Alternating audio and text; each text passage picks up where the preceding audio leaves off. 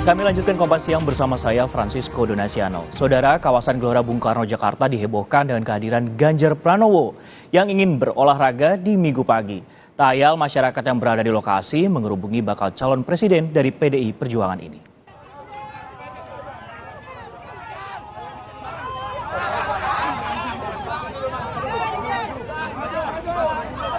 Suasana berbeda terjadi saat Ganjar Pranowo turut berolahraga di kawasan Gelora Bung Karno, Jakarta pada Minggu pagi.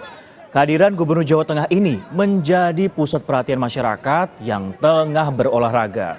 Mulai dari ikut berlari bersama, bersalaman, meminta foto, hingga menyatakan dukungan kepadanya untuk menjadi Presiden 2024. Ganjar juga menyambut dukungan ini dengan senyuman sambil melayani masyarakat yang ingin foto bersama. Sebelumnya, Ganjar resmi menjadi bakal calon presiden PDI Perjuangan untuk Pilpres 2024 yang ditunjuk langsung oleh Ketua Umum Megawati Soekarnoputri.